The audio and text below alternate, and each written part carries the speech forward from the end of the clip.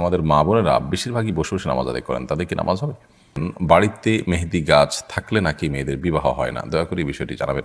আমরা যারা শহরে থাকি তারা চিরুনির সঙ্গে উঠে আসা চুল ফেলবো কোথায়? বাইরে ফেলার পর ময়লা ফেলার লোকেরা বিক্রি করলে কি আমাদের গুনাহ হবে? ছোট বাচ্চা যদি নামাজ পড়ার সময় সামনে এসে দাঁড়ায় বা খেলা করে, তাহলে কি তাকে সামনে থেকে সরানোর চেষ্টা করব, নাকি তাকে তার মতো খেলতে দিব? ছেলে সন্তানের যে কোনো একটি নামের শেষে মোহাম্মদ রাখা যাবে কিনা? শুরুতে মোহাম্মদ না রাখলে কি পাপ হবে? কোনো মুসলিম ব্যক্তি মারা গেলে আলহামদুলিল্লাহ বলা নিয়ে শরীয়তের বিধান কি? আমি ছোট থেকে শুনে আসছি তেঁতুল খেলে বা তেঁতুল গাছের নিচে হাঁটলে নাকি মেধা কমে যায়, এটা কি সত্যি? যে ব্যক্তি সরাসরি কাবাগর দেখবে তার জন্য হজ করা বাধ্যতামূলক, একথা কতটুকু সত্য? জুমার দিনে কাউকে জুম্মা মুবারক জানিয়ে শুভেচ্ছা জানানো জায়েজ আছে কি না? তেঁতুল গাছের কাঠ দিয়ে ঘর বানানোর ব্যাপারে কি কোনো নিষেধাজ্ঞা আছে? এটা কি অশুভ? শিক্ষকরা যদি শরীরের কোনো স্থানে প্রহার করে তাহলে সেই স্থান কি জান্নাতে যাবে? এটা ছোটবেলা থেকে শুনে আসছিলাম। নিজের হায়াত থেকে বাবা মা অথবা প্রিয়জন হায়াত বাড়িয়ে দেওয়ার দোয়া করলে কি গুনাহ হবে? বাচ্চা ডেলিভারির সময় ও পরে 40 দিন যে কাপড় মায়েরা পরিধান করেন, পরবর্তীতে সেই কাপড় ধুয়ে পরিধান করে কি নামাজ পড়া যাবে, নাকি সেই কাপড় ফেলে দিতে হবে? মাগরিবের জামাতের আগে কি আসরের কাজা নামাজ আদায় করা যাবে? সুরমা সোহরান আপনি লিখেছেন, স্বামীর পকেট থেকে যদি না বলে কিছু অল্প টাকা নেই তাহলে কি গুনাহ হবে? স্বামীর পকেট থেকে যদি আপনি না বলে টাকা নেন, অল্প হোক আর বেশি হোক, এটা নির্ভর করবে স্বামীর সাথে আপনার সম্পর্কের উপর। সাধারণত আপনি আপনার স্বামীর পকেট থেকে, তার মানি ব্যাগ থেকে বা তার অন্যান্য জায়গা থেকে প্রয়োজন মতো টাকা নেন সংসার খরচের জন্য অথবা আপনার একান্ত প্রয়োজনে। এগুলো স্বামী জানেন এবং তার মনসম্মতি আছে। এরকম যদি হয় তাহলে তো আপনি নিতেই পারেন। আর যদি সংসারের জন্য নয় বরং আপনার নিজের জন্য নেন এবং সেটা স্বামীর অজান্তে তিনি জানলে হয়তো আপনাকে প্রশ্ন মুখোমুখি করবেন অথবা কেন নিয়েছেন জিজ্ঞেস করবেন, অথবা তিনি যদি জানেন যে আপনি এটা নিজের সঞ্চয়ের জন্য বা নিজের অন্য কোনো কাজের জন্য, তার সংসারের কাজ ছাড়া অন্য কোনো কাজের জন্য নেন, তাহলে তিনি মনে কষ্ট পাবেন। এরকম যদি হয় তাহলে সেক্ষেত্রে এটা আপনার জন্য জায়েজ হবে না। কারণ ইসলাম স্বামী স্ত্রী প্রত্যেকের অ্যাকাউন্টকে আলাদা আলাদা করে দেখে। অতএব এই বিষয়গুলোকে আমরা গুলিয়ে ফেলার কোনো সুযোগ কিন্তু নেই। জান্নাতুল ফেরদাউস আপনি লিখেছেন, ছোট বাচ্চা যদি নামাজ পড়ার সময় সামনে এসে দাঁড়ায় বা খেলা করে, তাহলে কি তাকে সামনে থেকে সরানোর চেষ্টা করব, নাকি তাকে তার মতো খেলতে দিব? যদি সে আপনার খুব বেশি ডিস্টার্ব করে তাহলে সেক্ষেত্রে আলতোভাবে সরাতে পারেন, যাতে আমলে কাসির না হয়। অর্থাৎ আপনি সরাতে গিয়ে আবার এত বেশি মুভমেন্ট করলেন যে আমলে কাসির হয়, এরকম যেন না হয়, সেই জিনিসটি খেয়াল করতে হবে। আর যদি সেটা না পারেন তাহলে, বা এত বেশি মুভমেন্ট না হয়, বরং সে যেটা খেলছে সে খুবই হালকা পাতলা খেলছে, এরকম যদি হয় তাহলে সেক্ষেত্রে তাকে তার মতো খেলতে দিবেন। আপনি অযথাই তাকে ধরতে গিয়ে নিজের নামাজের মনোযোগ নষ্ট করা কিংবা নামাজের যে কাইফিয়ত, নামাজের যে আপনার নামাজের যে অবস্থার মধ্যে আপনি আছেন সেটির পরিবর্তন করতে যাবেন, সেটার প্রয়োজন নেই। তাহারাত তানি আপনি লিখেছেন, আমরা যারা শহরে থাকি তারা চিরুনির সঙ্গে উঠে আসা চুল ফেলবো কোথায়? বাইরে ফেলার পর ময়লা ফেলা লোকেরা বিক্রি করলে কি আমাদের গুনাহ হবে? কেউ যদি কুড়িয়ে নিয়ে বিক্রি করে তাহলে আমাদের গুনাহ হবে না। তবে আমরা চাইলে আমাদের আশেপাশে যেখানে খুব বেশি আপনার ময়লা নয়, ড্রেন টেন ইত্যাদি নয়, খুব নোংরা জায়গা নয়, সেরকম জায়গা আমরা ফেলে দিতে পারি এবং সেই জায়গাগুলো আমরা খুঁজে বের করতে পারি। আবার প্রতিনিয়ত তো আর খুঁজে বের করা যায় না, তাহলে সেক্ষেত্রে আমরা কোনো এক জায়গায় সঞ্চয় করে রাখতে পারি। একসাথে হলে পরে কোনো মাটির নিচে পুঁতে ফেললাম বা কোনো জায়গায় ফেলে দিলাম, সেই কাজটি আমরা করতে পারি। মানুষের শরীরে কোনো অংশ বিক্রি করা জায়েজ নয়, এটা মানবতার অপমান। যার কারণে কোনো ব্যক্তি তার শরীরের কোনো কিছু, সেটা চুল হোক অন্য কিছু হোক, এগুলো বিক্রি করে এটা জায়েজ নয়। কেউ যদি কুড়িয়ে নিয়ে বিক্রি করে তাহলে সেক্ষেত্রে আপনার গুনাহ হবে না। রোকসানা আপনি লিখেছেন, ছেলে সন্তানের যে কোনো একটি নামের শেষে মোহাম্মদ রাখা যাবে কিনা? শুরুতে মোহাম্মদ না রাখলে কি পাপ হবে? নামের শুরুতে মোহাম্মদ রাখা কোনো জরুরি বিষয় নয়। আমাদের এ অঞ্চলে একসময় হিন্দু মুসলিম উভয়ের নামের ধরন একরকম থাকার কারণে পার্থক্য করবার জন্য হিন্দুরা যেরকম তাদের নামের শেষ শুরুতে শ্রী লিখত, অনেক সময় মুসলমানরাও শ্রী লিখতে হতো। তো তার সাথে পার্থক্য করার জন্য মোহাম্মদ এটি যুক্ত হয়েছে। তো এখন তো আর সেই সমস্যা নেই বা সেই সংমিশ্রণের আশঙ্কা নেই, সম্ভাবনা নেই। যার কারণে এখন নামের শুরুতে মোহাম্মদ লেখার বা শ্রী থেকে পার্থক্য করার জন্য মোহাম্মদ লেখার কোনো বিশেষ কারণ নেই। বিধায় কেউ যদি লেখেন, এটা একান্ত তার ব্যাপার, এটা শরীয়তের কোনো নির্দেশ নয়, এটা কোনো সুন্নত মুস্তাহাব বা আপনার শরীয়ত নির্দেশের আলোকে করতে হবে এমন কোনো বিষয় নয়, এটা একান্ত তার ব্যাপার। তিনি মোহাম্মদ প্লাস আর একটা নাম রাখলেন, যদিও একটা নামই যথেষ্ট একটা মানুষের জন্য। মোহাম্মদ একটি পূর্ণাঙ্গ নাম, অতএব একটা পূর্ণাঙ্গ নামের শুরুতে আবার মোহাম্মদ লেখার কোনো প্রয়োজন নেই। রাখলে শুধু মোহাম্মদ রাখি বা অন্য আরেকটা নাম রাখি, তারপরেও কেউ যদি দুটি রাখে এটা একান্ত তার ব্যাপার। নামের শেষে যদি কেউ মোহাম্মদ যুক্ত করতে চান সেটাও একান্ত তার ব্যাপার। একই কথা শুরুতে শেষে যুক্ত করার মধ্যে কোনো পার্থক্য নেই। তানজিম যারা আপনি লিখেছেন, আমি ছোট থেকে শুনে আসছি তেঁতুল খেলে বা তেঁতুল গাছের নিচে হাঁটলে নাকি মেধা কমে যায়, এটা কি সত্যি? এটার কোনো বৈজ্ঞানিক ভিত্তি তো নেই এবং কোরআন এবং হাদিসের আলোকেও এটি প্রমাণিত নয়। এটির কোনো অভিজ্ঞতা দ্বারা প্রমাণিত আছে কিনা আমি জানি না, তবে কোরআন এবং হাদিস দৃষ্টিকোণ থেকে এরকম কোনো কথা তো নেই। বরং বৈজ্ঞানিকভাবেও তেঁতুল খেলে ব্রেইন কমে যায়, মেধা কমে যায়, এরকম কথা আছে বলে আমি জানি না। বিষয়টি আমি মানে কিছুটা গাঁটার চেষ্টা করেছি, তবে এরকম কোনো বিষয় আমার চোখে পড়েনি। বিষয়টিকে আপাতদৃষ্টিতে কুসংস্কারই মনে হয়। তবে যদি অভিজ্ঞতা দ্বারা এটি প্রমাণিত হয়, গবেষণা দ্বারা প্রমাণিত হয়, তাহলে ভিন্ন কথা। কিন্তু সেরকম কিছুও কিন্তু কোথাও আছে বলে আমার জানা নেই এবং আমি অন্তত এ পর্যন্ত দেখিনি। তো একজন মুসলিম সাধারণত ধারণাপ্রসূত অথবা আপনার কুসংস্কার নির্ভর কোনো কথা বা কোনো বিশ্বাসের উপর তিনি কখনো ভর করতে যাবেন না।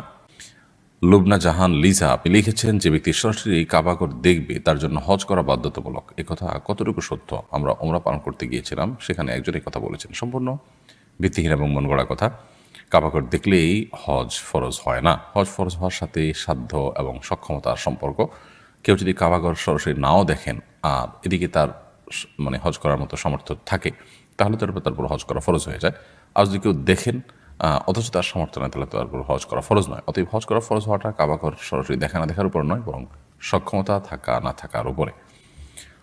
ফাতিমা রহমান লিখেছেন, বাচ্চা ডেলিভারির সময় ও পরে 40 দিন যে কাপড় মায়েরা পরিধান করেন, পরবর্তীতে সে কাপড় ধুয়ে পরিধান করে কি নামাজ পড়া যাবে, নাকি সেই কাপড় ফেলে দিতে হবে?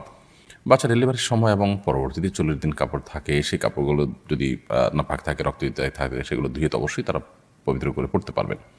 এই কাপড় ফেলে দেওয়ার কোনো কারণ নেই।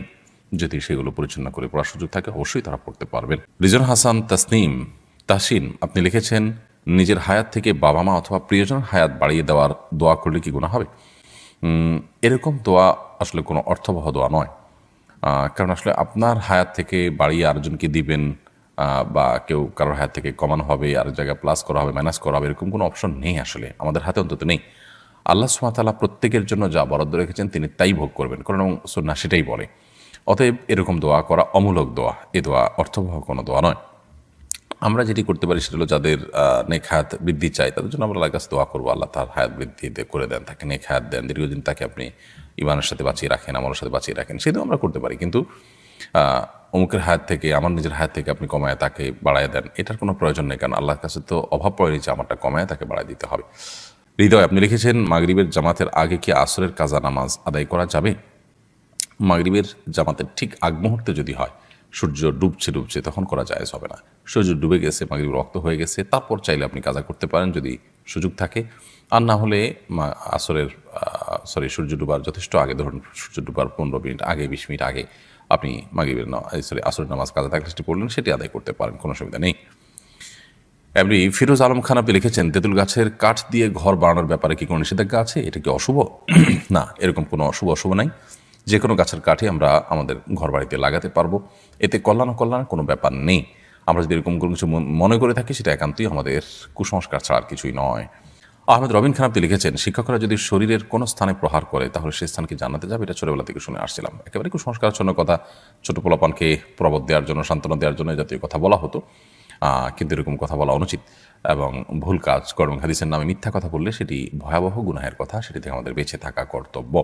শিক্ষক কোনো জায়গায় প্রহার করলে সেটি জান্নাতে যাবে, জাহান্নাম থেকে মুক্ত থাকবে, এরকমটি ভুল কথা। এরকম যদি হতো তাহলে পুরো শরীরে শিক্ষককে দিয়ে হালকা পাতলা করে পিটিয়ে জাহান্নাম থেকে মুক্ত আমরা হয়ে যেতাম, খুব সহজ একটা ওয়ে হতো, তাই না? তো এরকম কোনো কথা কোরআন হাদিস দ্বারা প্রমাণিত হলো, সম্পূর্ণ মন গড়া কথা। সময় আইডি থেকে আপনি লিখেছেন, বাড়িতে মেহেদি গাছ থাকলে নাকি মেয়েদের বিবাহ হয় না, দয়া করে এই বিষয়টি জানাবেন। মানে এই ধরনের হাস্যকর এবং কুসংস্কারের জন্য কথাও আমাদের সমাজে আছে, আমার তো ভাবতে অবাক লাগে। মেহেদি গাছ নেই এরকম বাড়ি তো গ্রামে গঞ্জে খুব কমই আছে, তাহলে সেখানকার মেয়েরা কি সবাই তো আছে? গালিব আহমেদ লস্কর লিখেছেন, আমাদের মা বোনেরা বেশিরভাগই বসে বসে নামাজ আদায় করেন, তাদের কি নামাজ হবে?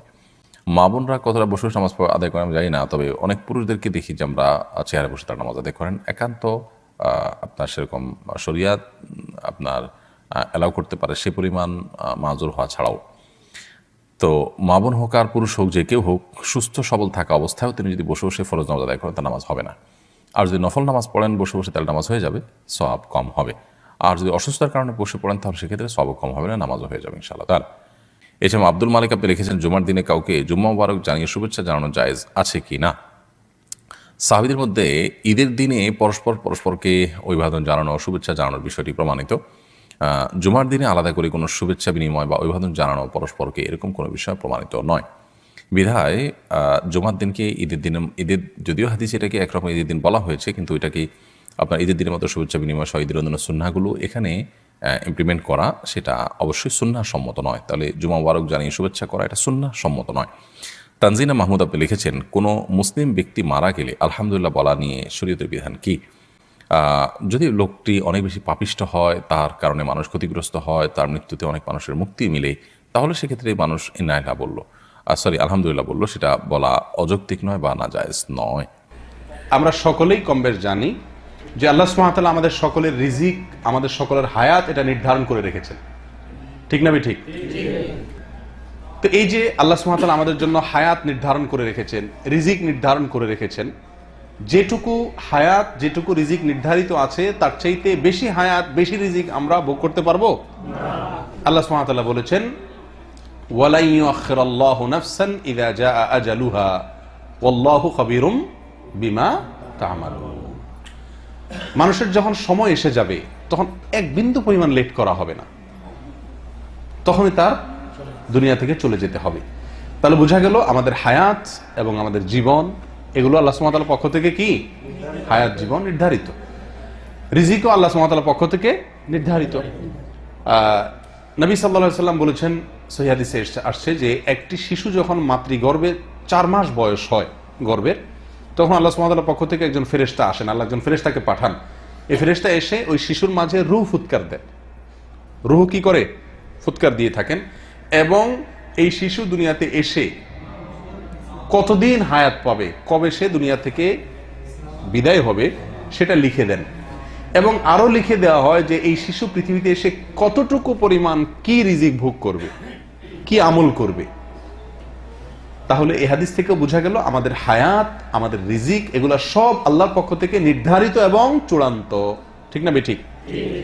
অথচ আমরা জানি অনেক আমল করলে, কোরআন এবং সুন্নাহ অনেক আমলের ব্যাপারে আমাদেরকে নির্দেশ করা হয়েছে যে অমুক আমল করলে, অমুক কাজটা করলে আমাদের রিজিক বাড়ে, হায়াত বাড়ে, এরকম আছে না? তার ভিতরে একটি উল্লেখ করার মতো সহিহ বুখারীতে আসছে, আনাস ইবনে মালিক রাদিয়াল্লাহু তাআলা বর্ণনা করেছেন, নবী সাল্লাল্লাহু আলাইহি ওয়াসাল্লাম ইরশাদ করেছেন, মান সাররাহু আন ইউবসাতা লাহু ফি রিজকিহি আও ইউনসা লাহু ফি আসারিহি ফালিয়াসিল রাহিমাহ। যদি কেউ চায় তার রিজিক বাড়ায় দেয়া হোক, তার হায়াত বাড়ায় দেয়া হোক, এটা যদি কেউ চায়, আশা করে, তাহলে সে যেন তার আত্মীয় স্বজনের সাথে সুসম্পর্ক বজায় রাখে। আত্মীয় স্বজনের সাথে সুসম্পর্ক বজায় রাখলে কি হবে? রিজিক বাড়বে, হায়াত বাড়বে। তাহলে একটু আগেই আমরা শুনলাম যে কোরআন এবং সুন্নায় আল্লাহ সুবহানাহু ওয়া তাআলা আমাদের রিজিক এবং হায়াত এগুলোর ব্যাপারে এগুলোর পরিমাণ আল্লাহ তাআলা চূড়ান্ত করে রেখেছেন। তাকদীরের উপর আমাদের বিশ্বাস আছে না? ঈমানের গুরুত্বপূর্ণ একটি পয়েন্ট হলো তাকদীরের উপরে বিশ্বাস করা।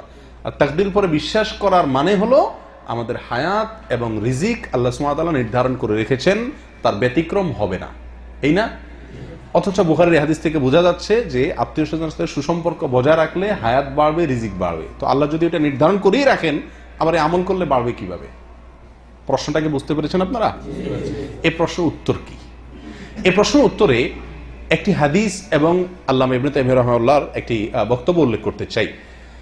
তিরমিজিতে এক হাদিসে আসছে, নবী সাল্লাল্লাহু আলাইহি ওয়াসাল্লাম বলেছেন যে এক সাহাবী নবী সাল্লাল্লাহু আলাইহি ওয়াসাল্লামকে জিজ্ঞেস করছেন, ইয়া রাসূলুল্লাহ, আমরা অনেক সময় বৈধ ঝাড়ফুঁক নেই, অসুস্থ হলে, অসুবিধা হলে, ঔষধ খাই চিকিৎসা হিসাবে, সতর্কতামূলক ব্যবস্থা গ্রহণ করি সতর্কতার জন্য। তো এই যে আমরা উপায়গুলো অবলম্বন করি, আল্লাহ আমাদের জন্য যা নির্ধারণ করে রেখেছেন, এই উপায়গুলো অবলম্বন করলে কি আল্লাহর নির্দেশ, আল্লাহর নির্ধারণ, আল্লাহর ফয়সালা, আল্লাহর তাকদীরের কোনো হেরফের হয় কিনা? যদি হেরফের না হয়, তাহলে এগুলো উপায় অবলম্বন করে লাভ কি? আর যদি হেরফের হয়ে যায়, তাহলে আল্লাহর তাকদীর যে পরিবর্তনযোগ্য নয়, সেটা কিভাবে হলো? কথা বুঝতে পারছি? তখন নবী সাল্লাল্লাহু আলাইহি সাল্লাম ওই সাহাবীকে বলেছেন, হিয়া মিন কাদারিল্লাহ। অর্থাৎ এই যে আমরা ওষুধ খাই, ডাক্তারের কাছে যাই বাঁচার জন্য, হায়াত যাতে থাকে, যাতে না মারা যায় সেই জন্য, সুস্থ থাকার জন্য, রিজিকের জন্য আমরা যত উপায় অবলম্বন করি, এই উপায় অবলম্বন করব এবং তার ফলে সুস্থ হব, সুস্থ হওয়ার ফলে আরো কিছুদিন বাঁচবো, এগুলো সব আল্লাহর তাকদিরে কি আছে, লিপিবদ্ধ আছে। তাহলে এই হাদিস থেকে বোঝা গেল আমরা দুনিয়াতে বেশি দিন বেঁচে থাকার জন্য, হায়াত বৃদ্ধি করার জন্য, রিজিক বৃদ্ধি করার জন্য যত আমল করি, যত কাজ করি, যত সতর্কতামূলক ব্যবস্থা গ্রহণ করি, এইগুলো করার পরে টোটাল কতদিন আমার হায়াত হবে, টোটাল কতটুকু আমার রিজিক হবে, তার সবগুলোর চূড়ান্ত আল্লাহ সুবহানাহু ওয়া তাআলার কাছে ঠিকই আছে। কথা বুঝাতে পারছি? এই বিষয়টি আরো পরিষ্কার হয়ে যাবে মজমুউল ফতোয়াতে আল্লামা ইবনে তাইমিয়া রাহিমাহুল্লাহর একটি কথা থেকে। তিনি বলেছেন যে আল্লাহ সুবহানাহু ওয়া তাআলা নির্দেশ করেন ফেরেশতাকে যে অমুকের রিজিক লেখো, তুমি অমুকের হায়াত লেখো। তখন ফেরেশতা লেখেন যে অমুকের জন্য এত বছর, এত দিন, এত মাস, এত ঘন্টা, এত সেকেন্ড বরাদ্দ, এটা হলো তার হায়াত। কাকে নির্দেশ করেন আল্লাহ তাআলা? ফেরেশতাকে। তো ফেরেশতা ওটা লেখেন। এরপর আল্লাহ সুবহানাহু ওয়া তাআলা তাকে নির্দেশ করেন আরো যে তুমি আরো লেখো। কি লেখো? যে এই বান্দা যদি সে এই কাজটা করে তাহলে তার হায়াত বৃদ্ধি পাবে, এটা করলে এই পরিমাণ বৃদ্ধি পাবে। এটা হলো শর্ত সাপেক্ষে এক্সটেনশন হায়াত এবং রিজিকের মধ্যে। কথা বুঝাতে পারছি? তখন ফেরেশতা ওইটাও লেখেন। ফেরেশতা জানেন এটা লেখার পরে যে এই লোকটার নিশ্চিত এবং চূড়ান্ত রিজিক বা হায়াত কত দিনের, তার পরিমাণ কি, এটা ফেরেশতা জানেন। কিন্তু ওই যে শর্ত সাপেক্ষে এই কাজ করলে বাড়বে, না হলে বাড়বে না, এটা তার কাজের উপর নির্ভর করবে। এখন সে করে বাড়াইতে পারবে নাকি পারবে না, তার হায়াত টোটাল কোথায় গিয়ে দাঁড়াবে, রিজিকের ফিগার লাস্ট কোথায় গিয়ে দাঁড়াবে, এটা ওই ফেরেশতা জানেন না, আমরাও জানি না। কিন্তু আল্লাহ সুবহানাহু ওয়া তাআলা ঠিকই জানেন। তার মূল হায়াত, মূল রিজিকের সঙ্গে তার নেকামল করলে, ভালো কাজ করলে, সতর্কতামূলক উপায় অবলম্বন করলে যোগ হতে হতে আমাদের হায়াত কোথায় গিয়ে ঠেকবে, আমাদের রিজিক কোথায় গিয়ে ঠেকবে, সেই চূড়ান্ত শেষ পরিমাণটুকু আল্লাহ সুবহানাহু ওয়া তাআলা ঠিকই জানেন। তাহলে আমরা বলতে পারি যে আমাদের তাকদীর এবং রিজিক এটা আগে থেকে আল্লাহ তাআলা চূড়ান্ত করে রেখেছেন। আর আমরা আমলের মাধ্যমে, কাজের মাধ্যমে, সতর্কতামূলক উপায় অবলম্বন করার মাধ্যমে আমাদের রিজিক এবং হায়াত বাড়তে বাড়তে কোথায় গিয়ে দাঁড়াবে সেটাও আল্লাহ সুবহানাহু ওয়া তাআলার ইলমে ঠিকই আছে। অতএব সেটাও আল্লাহর তাকদীরেরই অন্তর্ভুক্ত। তবে তাকদীরের দুইটা শ্রেণী, কিছু পরিমাণ হায়াত, কিছু পরিমাণ রিজিক যে চূড়ান্ত, যেটাকে তাকদীরে মুবরাম বলা হয়, সেটুকু হয়তো আমরা ওই ফেরেশতা জানেন, ফেরেশতা জানেন, আমরা তো সেটুকুও জানি না। আর গায়রে মুবরাম যেটা অচূড়ান্ত, যেটা আমাদের কাজের সঙ্গে সংশ্লিষ্ট, অচূড়ান্ত, সেটা আমাদের দৃষ্টিতে অচূড়ান্ত। ফেরেশতা যিনি, তার দৃষ্টিতে অচূড়ান্ত, যিনি নির্দেশ করা হয়েছে যাকে লেখার জন্য, কিন্তু আল্লাহর কাছে সেটাও কি চূড়ান্ত এবং নির্ধারিত। তাহলে আমরা নেকামল করে রিজিক বাড়াচ্ছি, হায়াত বাড়াচ্ছি, এই বাড়ায় বাড়ায় কোথায় যে ঠেকবো এটাও আল্লাহ জানেন। অতএব ওইটাও আল্লাহর তাকদীরেরই অংশ। কথা বুঝে আসছে ভাই? আল্লাহ তাআলা আমাদেরকে বোঝার তৌফিক দান করেন।